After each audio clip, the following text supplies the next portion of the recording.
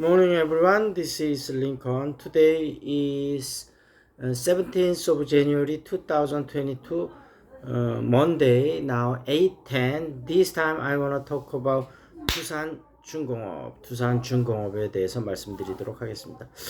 미국 증시가 보니까 약간 혼조세인데 조금 지표 중에서 그래도 오른 게 많아서 오늘은 우리나라 증시도 뭐 금요일날 굉장히 좀 안 좋은 장세였지만 오늘은 조금 회복이 되지 않을까 이렇게 한번 기대를 해보고, 예전에 이제 그 취업준비생들을 좀 도와줄 때 저랑 같이 이제 좀 제가 도와줬던 친구 중에 한 명이 두산중공업을 많이 갖고 있다 그러더라고요. 그래서 두산중공업에 대해서 예전에도 몇 번째 해드리긴 했었는데 최근은 또 흐름이 좀 어떤지 한번 보도록 하겠습니다.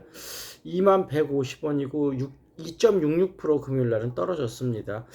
예전에 이제 10년치 주가 흐름을 보면 한 52,000원이 있었다가 2,000원까지 떨어졌다가 그래도 최근 들어서 많이 올라왔죠.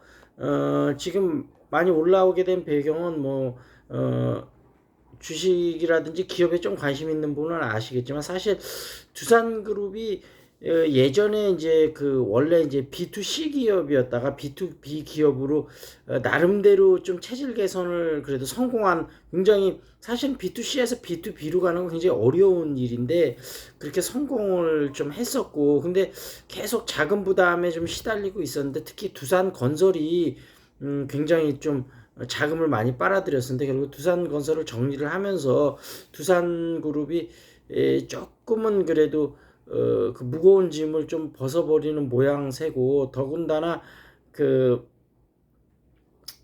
이제 원자력이 여태까지 계속 억눌려 있었는데 뭐 소형 원자로도 있고 여러 가지 좀 호재들이 있으면서 그래도 조금은 회복되는 모양새입니다. 그래서 한때는 또 엄청나게 많이 오르기도 하다가 또 조정받기도 했는데, 사실 두산중공업의 미래는 앞으로 이 친환경 쪽 이제 원자력, 그 소형 원자력 그 SMR이었나요? 하여튼 그 부분하고 그다음에 이제 수소 터빈 같은 거를 지금 만들고 있는데, 이런 것들이 앞으로 그러니까 지금 두산중공업에서도 기존의 어떤 그런 것을 벗어 던지고 좀 친환경적으로 변신하려고 이제 대부분 기업들이 많이 노력을 하고 있기 때문에, 그런 변신들이 얼마나 성공을 할 수 있느냐, 이게 이제 두산중공업이나 두산그룹의 전체 미래를 가를 건데, 지금 애널리스트들의 분석을 보면 좀 갈리는 것 같아요. 좀 시간이 꽤 많이 걸릴 것이다 이렇게 보는 사람들도 있고, 나름대로 에너제틱하게 움직이기 때문에 가능성이 충분히 있다 이렇게 보는 쪽도 있고, 쉽지는 않다 이런 식으로 의견이 좀 엇갈리고 있어서 판단은 여러분의 몫이고, 제가 볼 때는 시간이야 뭐 다소 걸리겠지만 방향성은 그래도 맞게 나가고 있다. 방향성이 맞는다면 시간은 좀 다소 걸리더라도 맞는 방향으로 나가는 부분 아니겠습니까? 그래서 근데 단기적으로 볼 때는 워낙 변수들이 많아서 비중을 많이 가져가지 마시고 조금씩 투자하셔도 되고, 중장기적으로 볼 때는 중장기적으로 보신다면 비중을 조금 더 실으셔도 괜찮을 것 같다 그런 생각이 들고요. 매출을 보면 2020년에 15조 1324억을 했고 2021년에는 매출이 좀 줄었습니다. 13조 130억 예상치고요. 근데 영업이익은 크게 늘었어요. 2020년에 1341억밖에 안 됐는데 2021년에는 1조 20억 정도 돼서 영업이익률이 1.02에서 7.70%로 늘었고, 부채 비율은 아직까지는 높습니다. 259.77 높은데 지금 그 두산건설이 처분이 되면서 점점 그 신용 평가가 점점 올라가기 때문에 아마 자금을 조달하는 게 점점 그래도 좀 더 쉬워지지 않을까 그렇게 생각을 하고, 최근 소식은 첫 번째 소식은 5G 기반 디지털 사업을 확대한다 이렇게 나왔는데, 원래 이제 그 DDI라고 두산 디지털 이노베이션이라서 대기업들은 대부분 이런 거에 관련된 사업을 하나씩 다 갖고 있죠.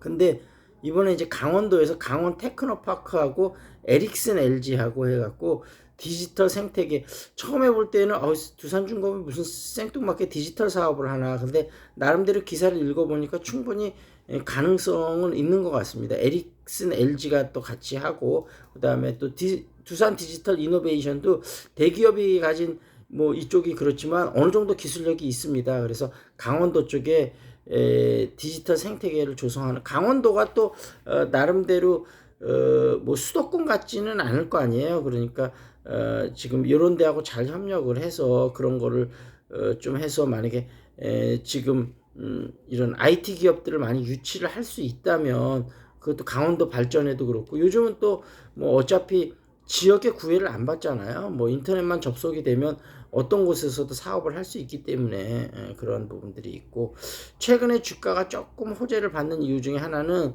EU가 원자력 사업을 녹색 사업으로 지정을 했다 그래요. 그래서 원자력이 여태까지는 사고 나면 엄청난 거를 비용을 지불해야 되기 때문에 여러 가지 선진국에서도 계속 축소하는 거였는데, 어떤 그 대체 에너지 개발이 생각보다는 에너지 효율이 높지 않으면서 시간이 좀 더 많이 걸릴 것으로 생각이 되면서 현실적인 대안으로 원자력을 사용할 수밖에 없지 않냐, 이런 얘기들이 많이 흘러나오고 있는데, 이 리스크를 잘 관리하면 녹색 사업으로 될 수도 있지 않을까. 근데 여전히 이거는 좀 리스크는 있는 게, 아무리 잘 관리한다 그래도 결국은 인간이 관리하는 게 허점이 있기 마련이기 때문에 과연 원자력을 녹색 사업으로 볼 수 있을지까지는 좀 한번 생각을 해봐야 될 것 같습니다. 근데 어쨌든 소형 원자료라든지 이런 걸 통해서 위험 리스크를 대폭 낮춘다면 또 한번 생각해 볼 수는 있겠죠. 그래서 뭐 이런 소식들이 있었고, 어제 저녁에는 뭐 스트레이트의 그 김건희 씨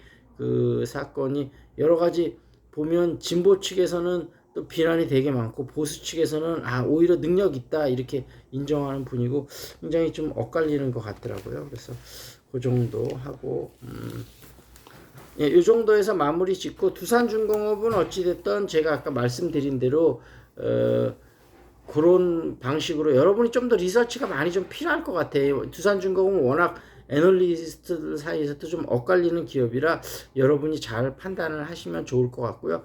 어찌됐든 중기적으로는 방향성은 나쁘지는 않다 이렇게 말씀드리면서 마무리 짓도록 하겠습니다. 그리고 그 영어 교육 잉글리시 샤우팅 일주일 무료 참석 가능하니까요. 참석 원하시는 분 문자나 카톡 주시고, 그 다음에 탁구 좋아하시거나 좀 개인적으로 깊이 있게 종목 상담 원하시는 분들도 문자나 카톡 주시고요. 종목이 궁금하신 분은 유튜브에 어느 종목이 궁금하다 댓글 남겨주시면 최대한 빨리 올려드리도록 하겠습니다.